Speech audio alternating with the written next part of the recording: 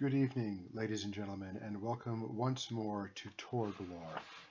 Now, I am sure by now some of you are wondering why I am spending so much time focusing on stats.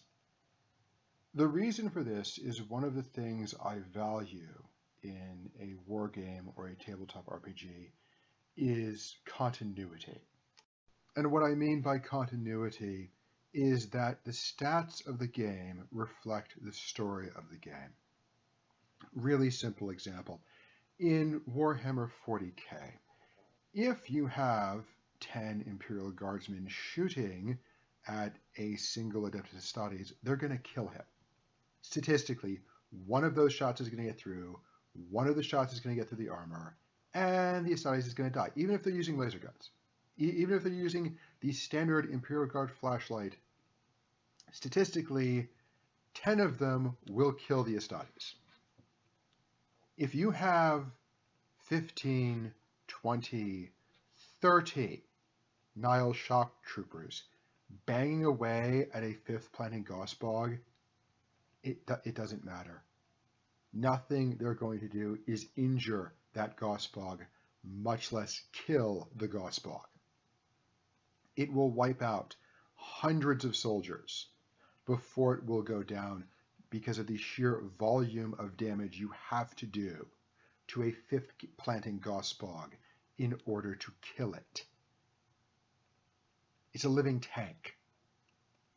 And the stats reflect the story that this thing is insanely powerful, can destroy armored vehicles by kicking them. And that's reflected in the stats, in the story. There is a continuity from the story that is occurring to the stats you see when you're playing the game. If this thing is supposed to be insanely hard to kill, the stats reflect that. Okay? A Draconis Isle is perfectly able to tear an Abrams tank apart without even trying. And it says in the game, a Draconis Isle is one of the most terrifying opponents you will ever have to fight in the Nation of Isle, and that is reflected in the stats line of the Draconis Isle in a way it is not reflected in a significant number of other games I could mention that have this huge lore built up around one or two factions. And the stats of those factions do not even remotely reflect what the lore says they are capable of. So, what we are going to do today is have a discussion about continuity. And before we can proceed with that, I need to walk you through how a Torg character sheet works. I am going to ask you for the time being, just ignore the colored arrows. We'll deal with those later. Those are in reference to something, but we're going to get to that after the baseline of how the sheet works. When you make a Torg character, you receive 66 points to put into attributes, which you can see here at the top right of the screen. It says attributes, and you put the 66 points divided between the attributes. Okay, every single kid, there's no rolling dice, there's no D anything. You just take 66 points and divide them however you want. Certain realms allow you to put additional points in if you make very specific characters, but we're not going to go into that right now. For now, you simply get 66 points to divide wherever you like. Now, because of how Torg works, and again, we'll get to this with combat, you really do want a fairly even stat spread. There aren't really any very obvious dump stats. You might not put as much in charisma. You might put a little bit more into dexterity or strength, but you're not going to just blatantly ignore toughness or mind or perception, because I guarantee you, you're going to have to use them. You definitely do not want to ignore spirit. We'll get into that later this video, possibly in a couple of videos, you very, very, very definitely do not want to ignore spirit, okay? That is a very bad plan. In order to do things in Torg, what you do is you take your attribute, you add it to your skill ranks, then you roll a 20-sided dice, compare it to the table, part of which is on the lower right of the screen, get the bonus number off the lower right screen table, add that to your attribute, your skill, to get a total value of what you are trying to do. So let us say Mr. Burge here is trying to shoot a Nile shock trooper. Now, he has fire combat of 2, dexterity of 11. Let us say he rolls an 11 on his d20 for a bonus number of 0.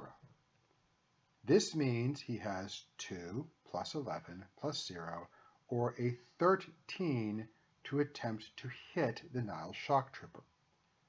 The Nile shock trooper, in turn, has, I'm not going to bother showing it here, a dodge of 11. So Mr. Burge hits the Nile shock trooper with his weapon. Now, let us say he is using his God meter, which has a value of 20, okay? The value of 20 is compared to the Nile shock trooper's armor value. Let's say that's also 11 for the sake of sheer hilarity. No, they don't get armor. So this means he does 20 minus 11, or 9 points of damage read through the damage table.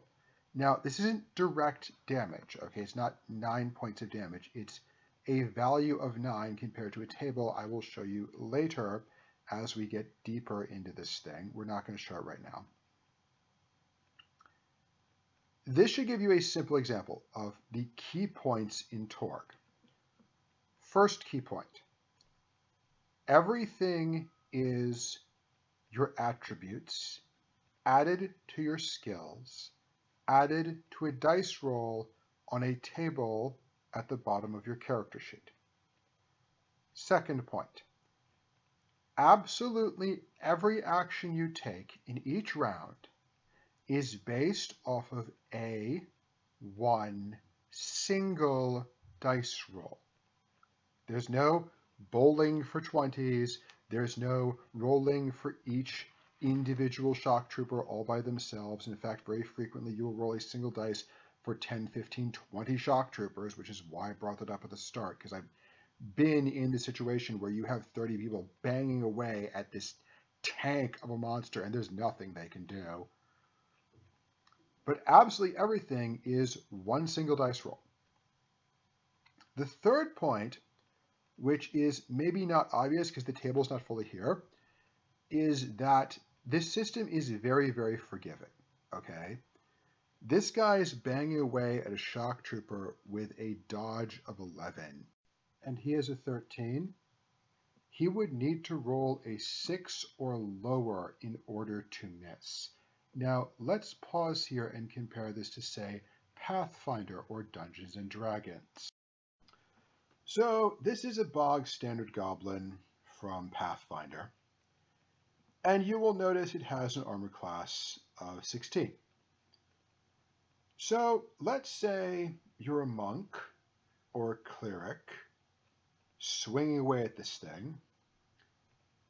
You have your 14 strength, no BAB, and your weapon is the stock weapon you got when you made your character. So you are bowling for 14s on a d20.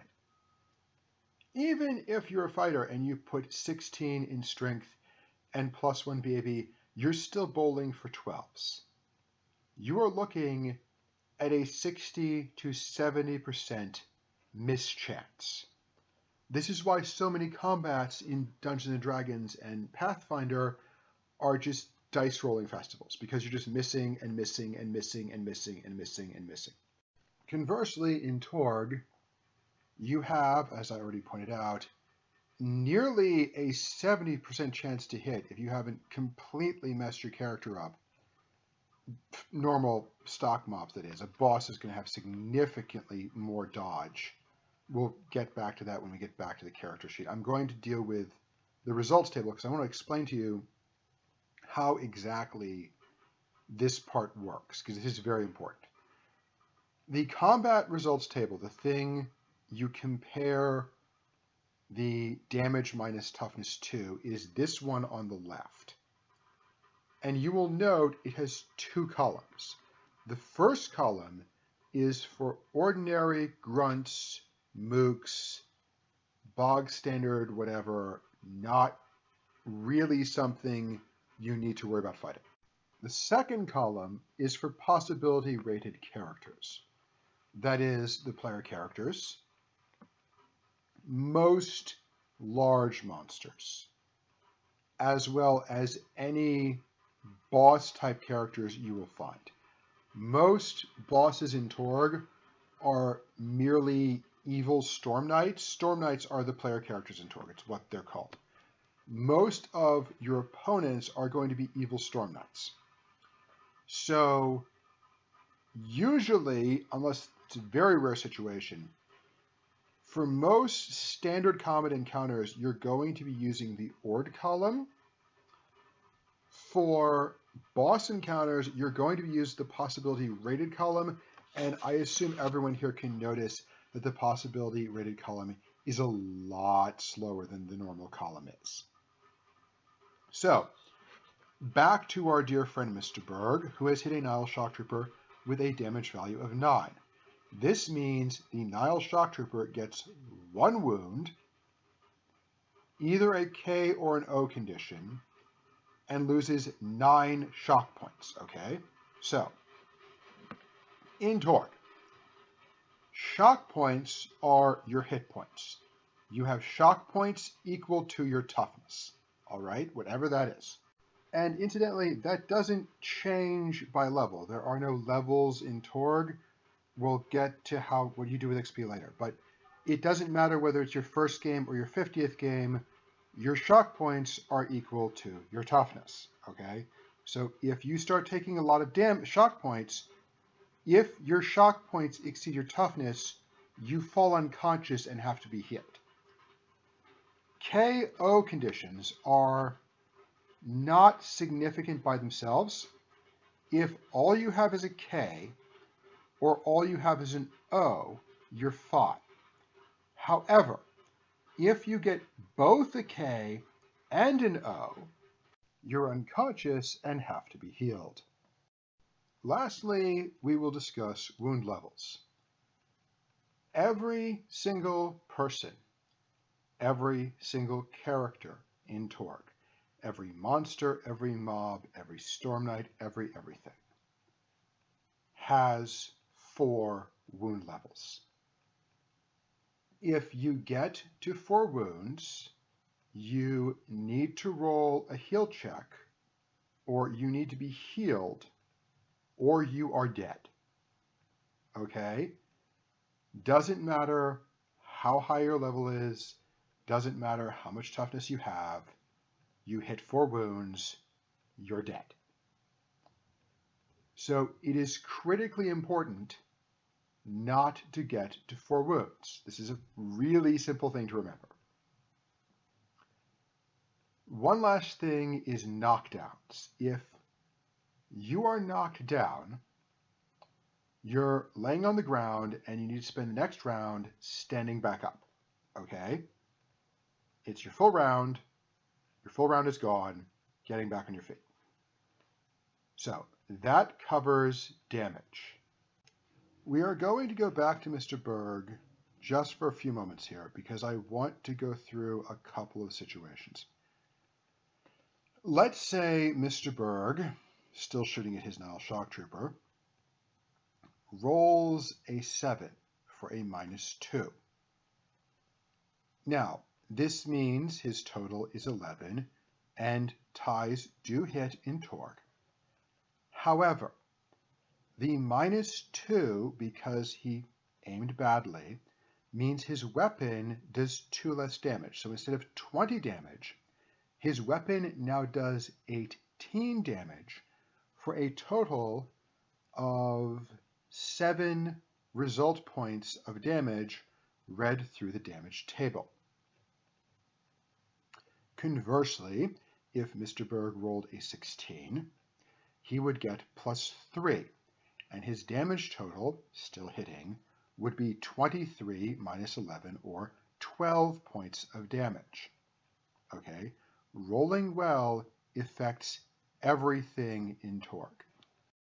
Now, we are going to go through what those colored arrows meant.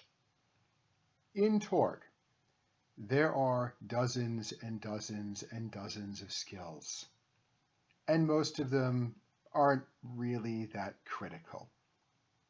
There are, however, a significant number of skills that are absolutely and completely indispensable.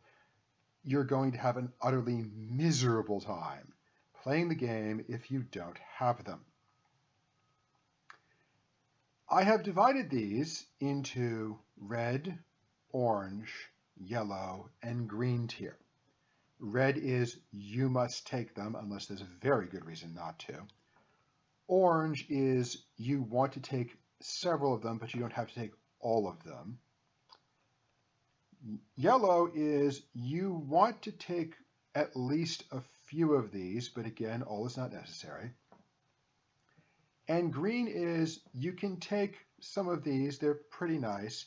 You probably should take at least a couple of them, but again, you can do other things if you feel like it, but you're going to have a rougher time. So let's go through this list. The mandatory skills are reality, which you are required to take when making a character. You must have at least 1 point in reality. Reality is you being a Storm Knight. It's your connection to your home cosm. So if you are from Isle and you're meandering around in the Nile Empire, your reality skill says, no, I'm from Isle. I am subject to the laws of Isle in my personal person. The laws of Nile do not affect me insofar as I am not required to choose an alignment or follow any of the axioms of the Nile Empire. I can continue following Eilish axioms. The next skill is, of course, one of the most critical and frequently forgotten, and that is dodge! With your hit point total very nearly static, and the difference between being alive and dead being a grand total of 4 wounds, it is absolutely critical in Torg to avoid damage to the greatest extent possible. Now, there are ways to do this beside dodging, and Glassjawed Ninja is absolutely a thing you want to avoid. But the simplest and most direct way not to get hit is to avoid getting hit. So, absolutely critical skill to have is dodge. Next is willpower. Willpower is your ability to resist mental influence.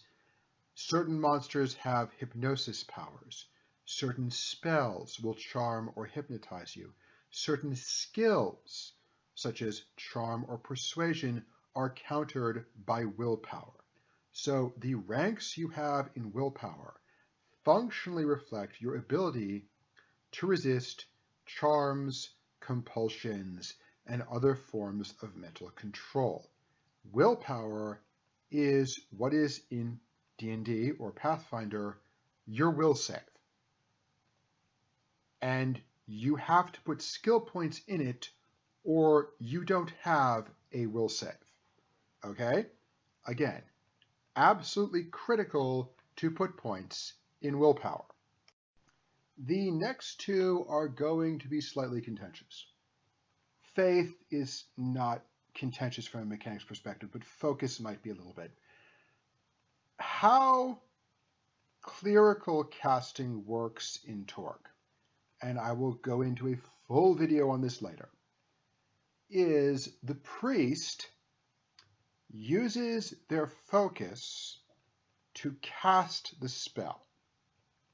They roll to make certain their focus is higher than the difficulty of the spell.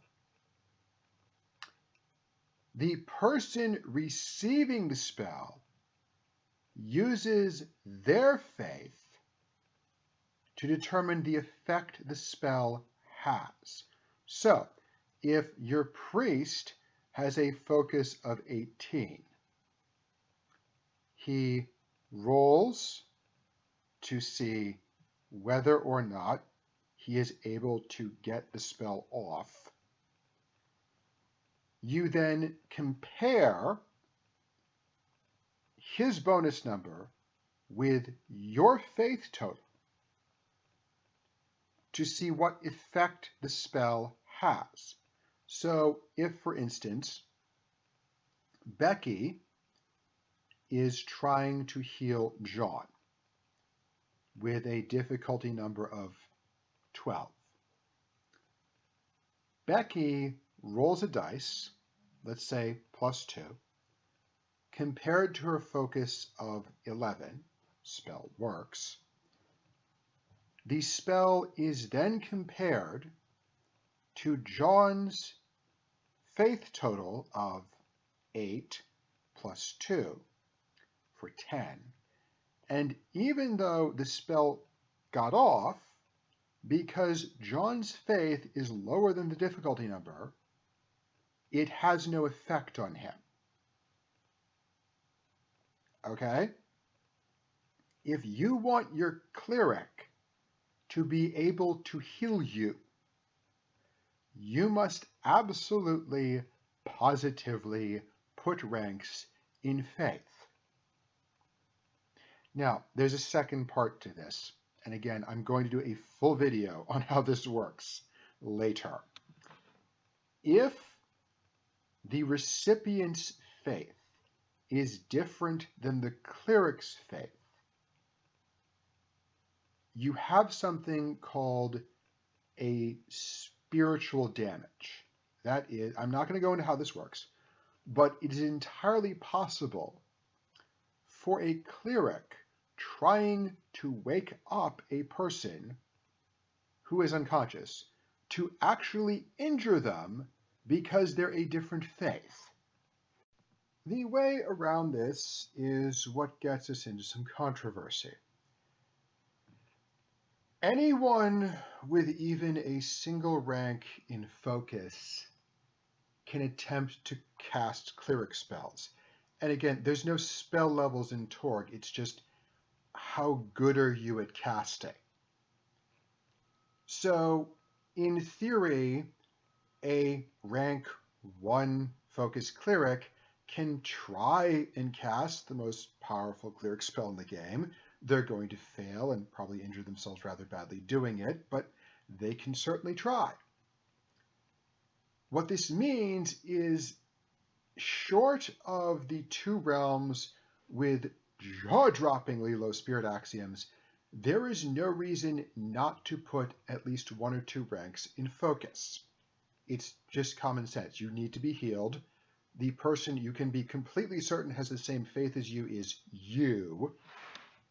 Therefore, the best way to make certain you're not going to have problems while healing is to have a couple of ranks in faith and focus and simply perform the first aid miracle on yourself. This is not necessarily true to how most people think about religion in tabletop or anywhere else. It doesn't occur to people that the party's tank is going to put 1 level into cleric because there's a very good chance the party's healer will seriously injure them trying to heal them.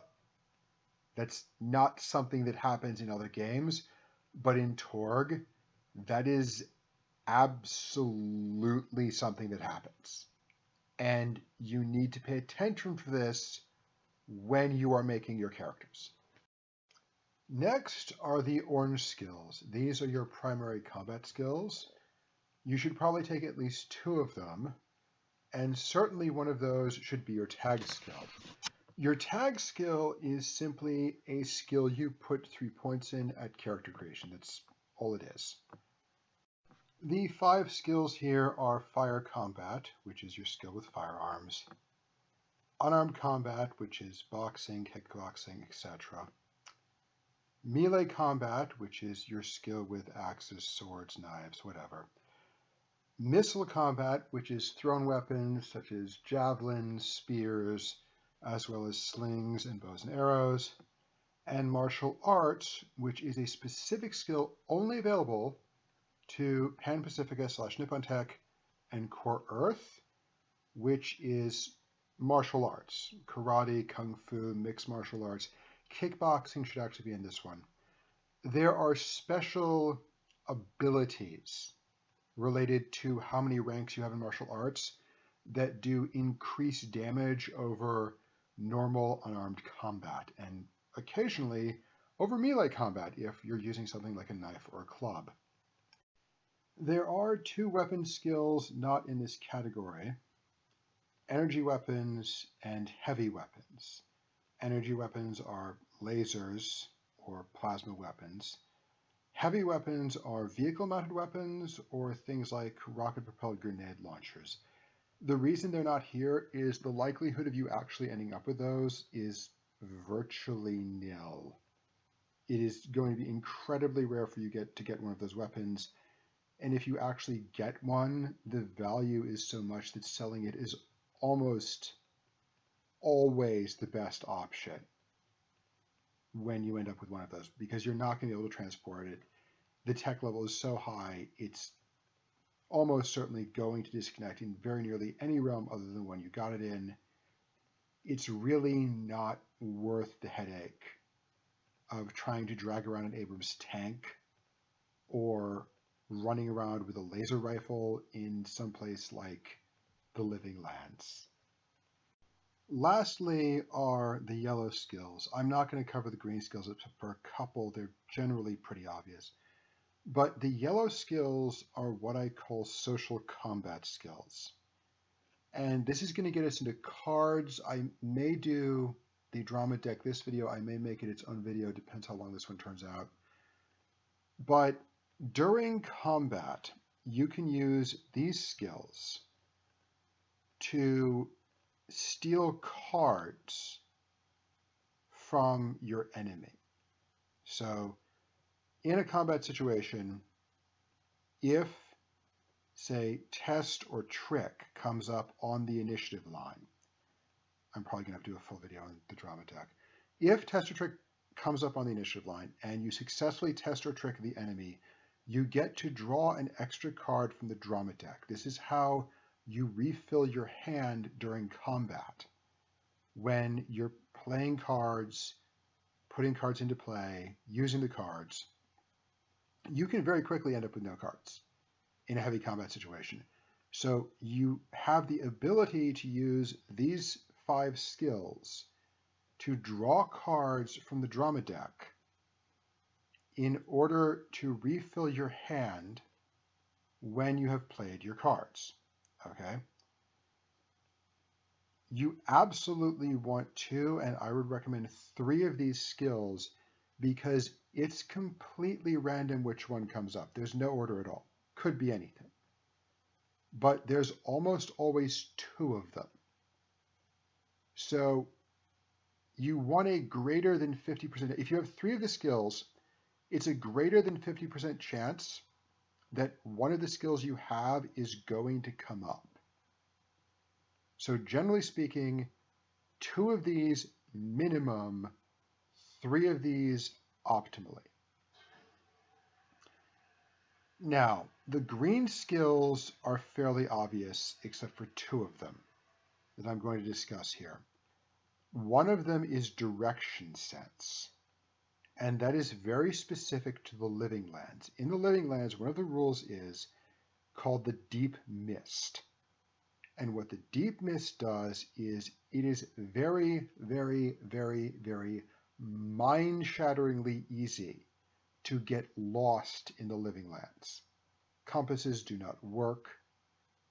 Basic navigation does not work because the mist is covering the stars. It is perfectly normal for a party to spend weeks walking in circles if they do not have that skill. So yes, that is a very important skill if you are going to spend a lot of time playing in the living lands. The other skill is meditation, which has 2 or 3 uses, some not as useful as others. One of the things you can do with meditation is put yourself into a deep trance, which effectually allows you to use a couple of skills, find or evidence analysis, maybe some others if the DM is particularly generous, without actually having ranks in them, which is very nice. The second thing meditation does is it allows you, after putting yourself into a trance, to heal at an expedited rate. I think it's double or triple the normal rate of healing. So again, in a game where you have a static number of hit points and only 3 wound levels before you die, healing quickly really is very, very important. So those 2 skills, yes, they are quite useful.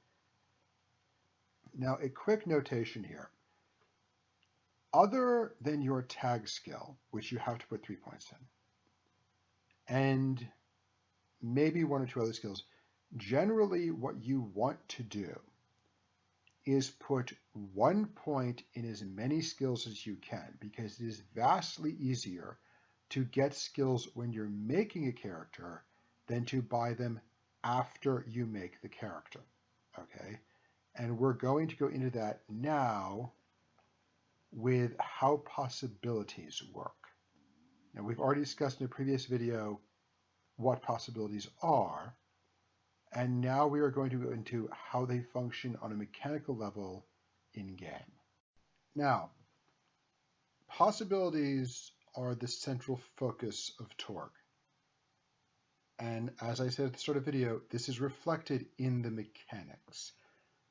Possibilities do a very large number of things, all of which are incredibly useful, and you really do have a fairly limited supply. The first thing possibilities do is allow you to purchase more skills and attributes.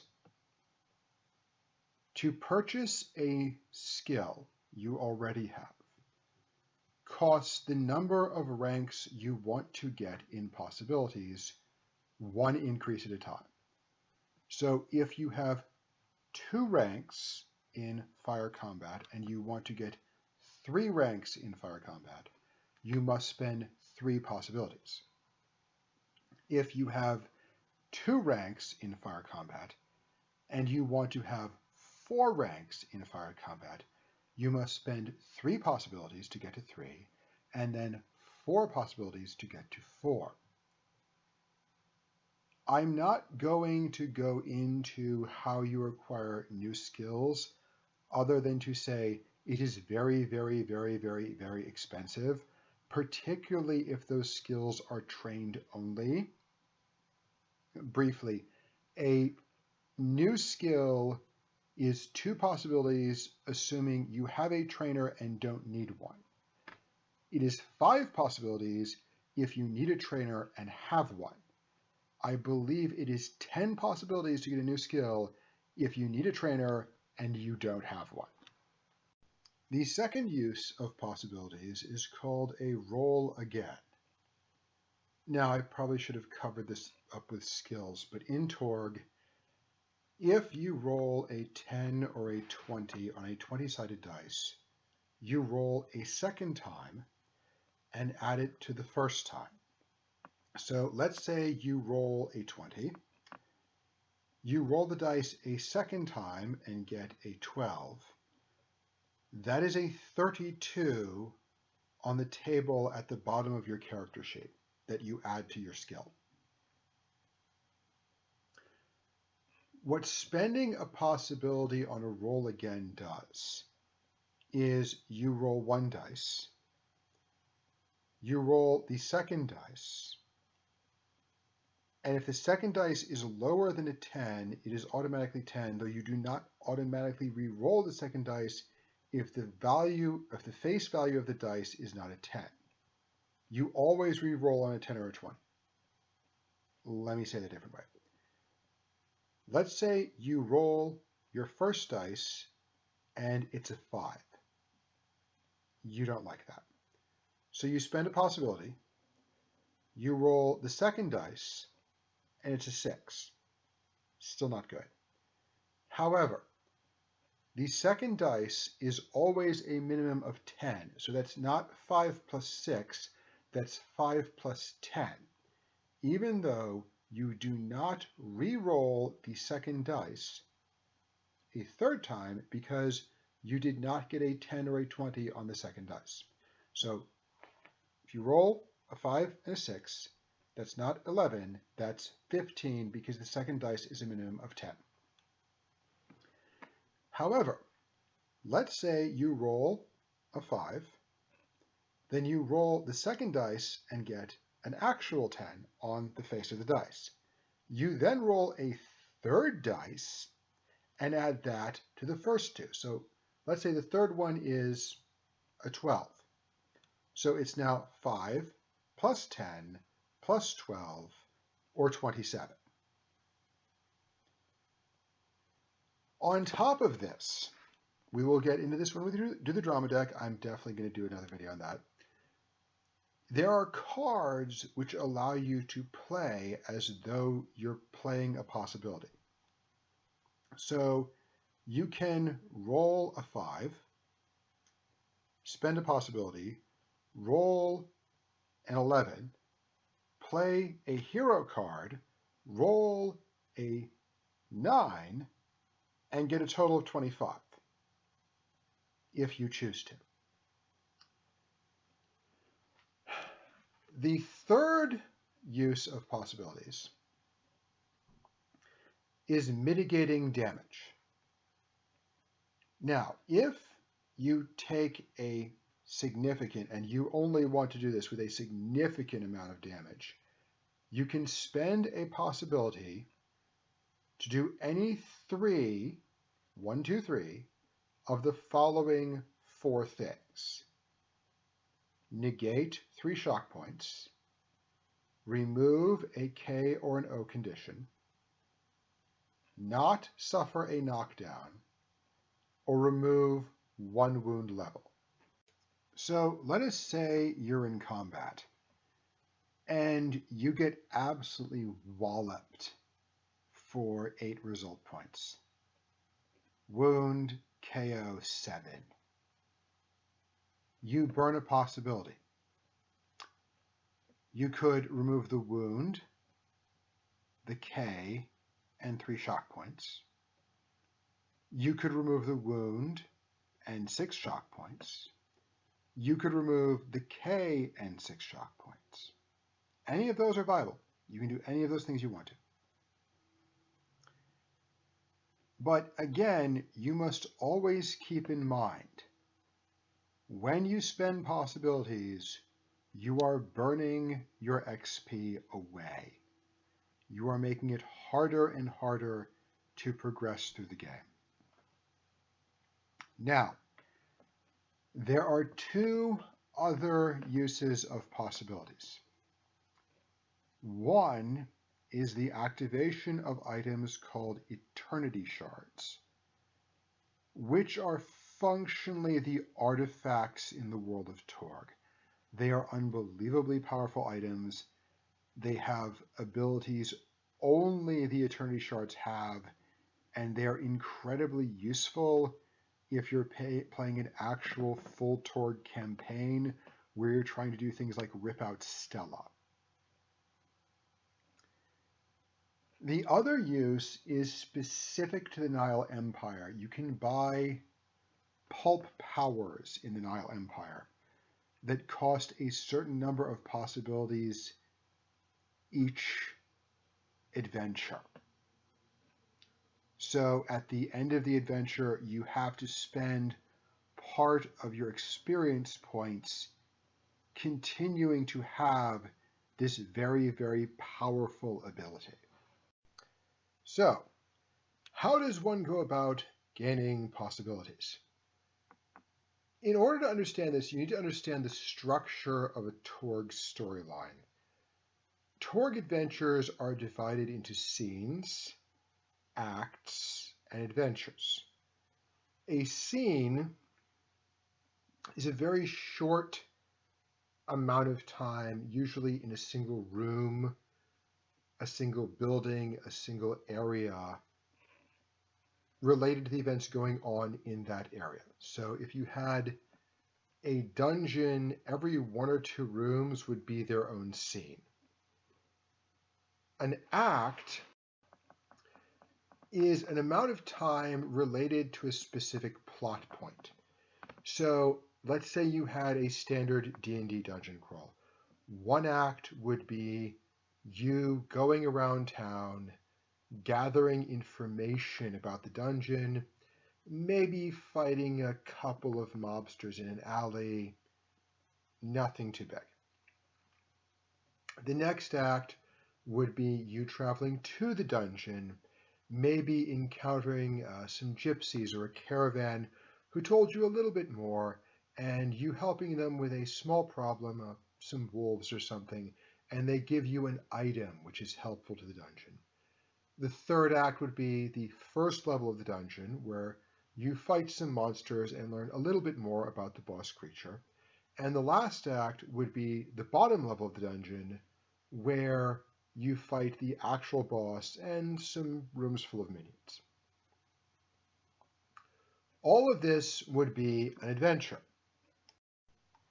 Each act in Torg rewards 0 to 3 possibilities, depending on how well you achieve the goals of the act. So if you have an act in town gathering information, depending on how much of the information you manage to gather, you get 0 to 3 possibilities.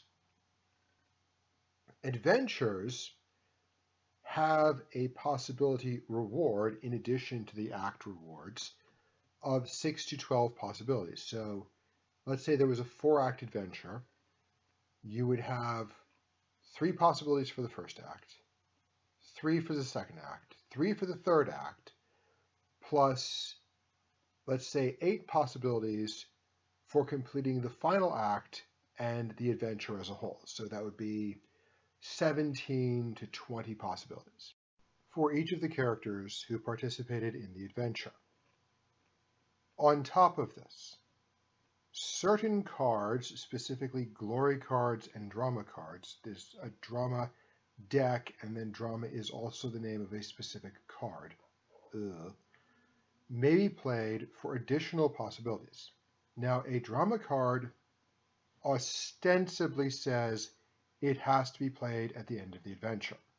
However, because I am used to dealing with groups that tend to spend possibilities rather aggressively, I tend to allow players to play drama cards at the end of the act, not the end of the adventure. This does result in more possibilities, but at the same time, it allows players who like to play very aggressively, which is extremely encouraged in Torg, to play as aggressively as they like to play, which is generally beneficial. In addition, glory cards under a specific set of conditions, and we will go into this the next video because we are now at 45 minutes. Glory cards grant 3 possibilities to every player there. Now, normally each player gets their possibilities from the adventure for themselves. So they get the 17 possibilities plus whatever drama cards they've played at the end of the adventure. A glory card gives 3 possibilities to everyone during the adventure. So having a glory card played is usually something I will bend the rules a little and allow multiple players to contribute because of the staggering difficulty of playing a glory card. We'll go into this next video when we cover that.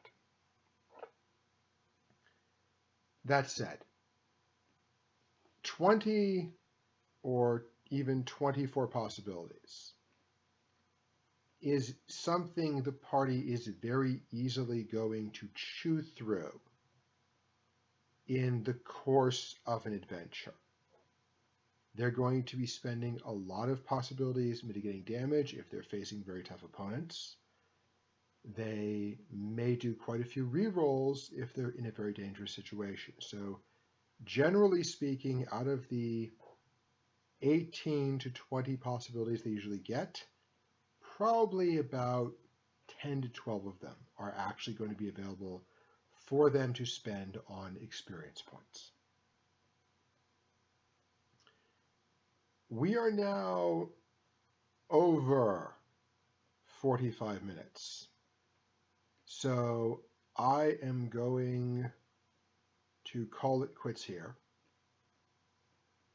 Wish all of you a good night. And hopefully you'll be able to tune in less than a month for a lovely video on how the drama deck works.